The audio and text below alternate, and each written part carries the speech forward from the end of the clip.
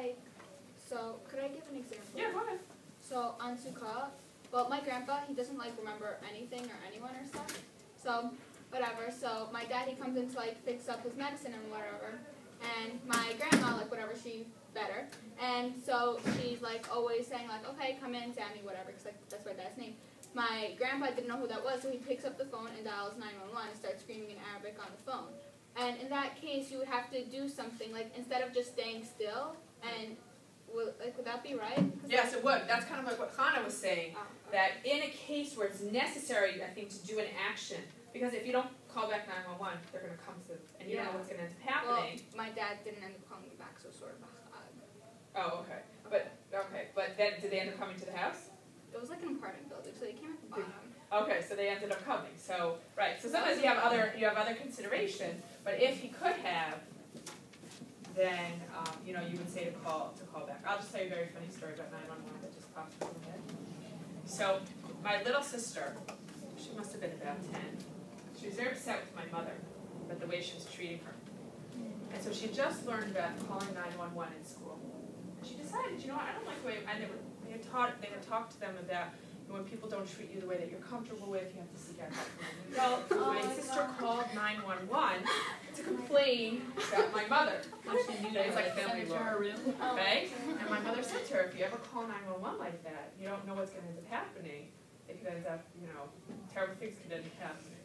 So whenever I think of people calling 911 accidentally, that story pops into my But what happened though, man? In the end, my mother called 911 back, and she explained what had happened. And my sister, and they actually then asked for my sister to get on the phone so that it wasn't under duress and everything. It was very funny. And to this day, my sister's in her late 20s. We still laugh at her about it. So you said that the Toto literally means that she was out of her mind. So maybe she was out of her mind angry, and it's not that she was crazy. It was that she was really, really angry, and so... It's possible, except that miturefat da'ata is always defined as crazy.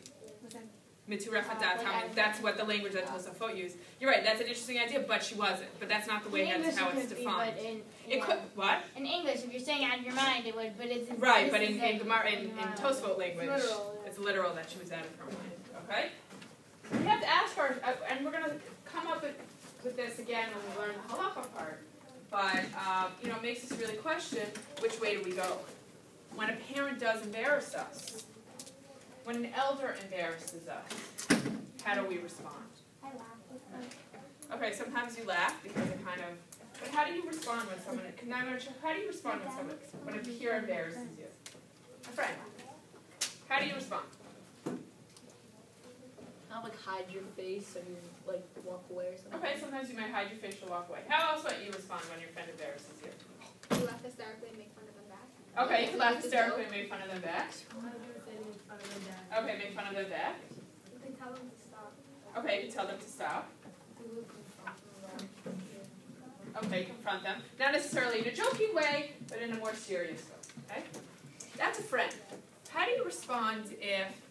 Now, teachers might embarrass you in all sorts of ways, in terms of making you read, making you answer questions. I think that's a different level of embarrassment. I feel like a teacher who's always guilty of embarrassing someone. Even unintentionally. It's just like, what are you doing? That can embarrass someone if they're shy. Right. Sometimes, though, like I had an issue recently. A teacher approached me and said that in a class that they had, people had told them, that teacher, I don't want to do any reading. My reading skills are terrible. I don't want to do any reading. I'm embarrassed. So I told that teacher, and you've seen that I try and do that to you too. Sometimes you have to encourage people to get over their embarrassment and force them to read and force them to answer questions. So while you might disagree with me, I think that's a different level of embarrassment. But sometimes a teacher can really truly embarrass you. You tell them something in confidence, and then they end up revealing it to other people. Or somehow in a public forum you say something, and basically the teacher responds in such a way that makes you, that basically tells you, oh, I really think you're stupid. Or what I think you said was the most ridiculous thing I've ever heard. How do you respond in that?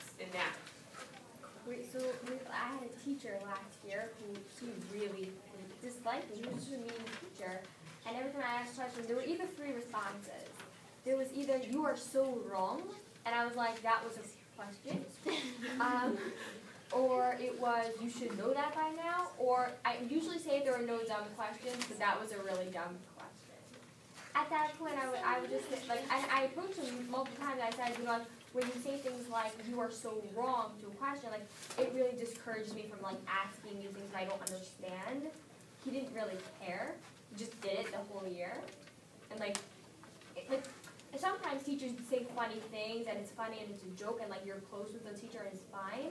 But when you like when the teacher just dislikes you and you like are not a fan of the teacher either at this point, it's not like funny. It's just like really like, why are you doing this? Like, what did I do to you? Like, it's not nice. You can't really do anything because it's your teacher. But at the same time, like you can't help it. But you did try and do something. I spoke. It just It was doesn't care. unsuccessful. Okay, so one way is not necessarily to do anything in public. To go to them privately and see if you could talk to them. Okay? Hila, what are you going to say? She said, Oh, she said the story? Oh, okay. no, not the story, but just like they talked to them privately. Oh, fine. Fine. Well, I don't remember. Oh, okay, fine. If it comes to you, you'll tell it. So, Super. specifically, like in an instance with a teacher who like doesn't listen to you privately, you can like talk to a parent or like a principal and be like I don't want to get them in trouble, but they're really mean to me. And like Give specific examples. it could be it could be just from your perspective, but if it's something like we're so wrong or that's a dumb question, like fine, I get it, like you should know that by now, and that is like fine, okay. He taught it already. No, fine. he didn't teach it already. He just said Okay, my fine. Hebrew is on a level that should have been known. It could be like it could be mean, but like fine, that's a little like it could just be from your perspective mean. But like if he says like that, I usually don't say questions are dumb. That's a dumb question. You should totally like tell a parent like he called me dumb in class. Like, excuse I've me, had that. that's really like, in mean. But that was just the teacher, like that. But like don't go out loud and say in front of everyone. He's so mean. He called me dumb. Say it to like a parent or a principal who understands and cares about you. Okay, Fana, you remember? So, yeah, I mean, it's not really kind of getting off topic a little bit, but I feel like also that sometimes, even if the teacher's joking or your friend's joking about it, or like, oh my god, like your shirt's so ugly, oh, just kidding, like, something like that, like, even if the teacher says, like, it's a joke, oh my gosh, that's such a dumb question, like, it still, like, hurts you anyway, like, you know they're joking, and, like, you're laughing about it too, and, like, it's totally fine, but, like, you feel for, like, half a second, like, wait, are you joking or not? Oh, you're joking. There's And, always like, that it's okay. I'm just joking. You should think about the things that you're saying now, just in terms of your own perspective when you're talking to a friend. Yeah, It's true. Okay? Bracha, were you going to say something? Well, yeah. So I had that kind of last year also. Like there's just different teachers, but sometimes it's just teachers' personality, just the way they talk to the students in general. You know, and sometimes it's with specific students. So like. It also makes a difference. Even if it's your personality, you should. Ilana. Okay, so Yeah. last year I'm not we nice. also had Some a teachers are teacher just mean. who wasn't I'm like not the gonna say. nicest. But like after a while, it's Um, you know, it's and just it. so And then, like, a lot of kids it's not didn't me, have it's that just fun. class. You know? And then I told my parents like she just did not like me at all. So like I got like 20 points lower on like every test than I should have.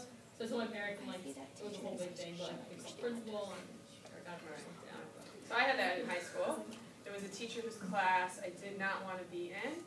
And my parents worked very hard to switch me out. And what happened was we had a parent meeting with the teacher. There was the parents and the students in the class to kind of air our grievances. And for whatever reason, the teacher felt that I was the leader in asking people to switch out of that class. So what did he do? It was the meeting started out, he took out my record, he took out positive, negative comments that had been made about me by my teachers, which he had collected, which was totally unethical. He's kind of stalkerish. And he got fired 2 years later, but he spent the first 20 minutes of the meeting, and they tried, or 10 minutes of the meeting, I should say, until the principal, in public, because this was a parent-student meeting It's like an with the open house where principals, they're like, in the principal's office, Was and it he took out my record, Was it the whole and he class? started, no, it wasn't the whole class, it was Were just you the there? people. Yeah, it was me, my parents, some other students and their parents, the teacher and the principals. And he took out and he started talking about how terrible he thought I was. I never forgot that ever. So right away the principals ended the meeting and they switched me out. Why wasn't he fired then? I don't think so. because he had been in the school a very, very long time. Oh, was it like one of Yeah, those very, very tenor good, things? yeah. So So we all have those stories, and there was absolutely nothing I could do about it. So what happened was, in elementary school, I was like really close with my principal, and in 6th grade, I had this one teacher that told me and my friend that we belong to a mental institution and we're stupid and we won't get anywhere.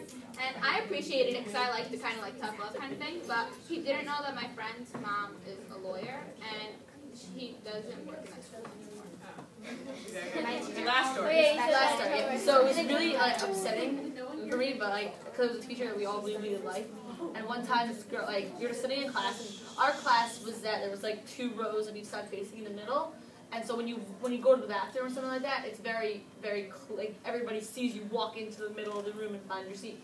And one time the girl, she's walking into the room, and her skirt was too short, and the teacher, she's in the middle of teaching, and she's I see your knees, that's disgusting, go change your skirt. Not to say that, and go change your skirt, and this girl hated the teacher for this, she cried, she overdid it a little bit, but it's so, she just wanted to change the skirt, she didn't want to have to wait, I guess. But to tell her later, because then this would have been pointless to even tell her at all. Why didn't you tell me earlier? So she wanted to tell her as soon as possible, but it was not the right thing to do. Okay, so there's one last point that I want to make about the story of Dama Bendatina, and then we're going to go back to that middle section. Okay? There are many that question, and some people who don't even understand the first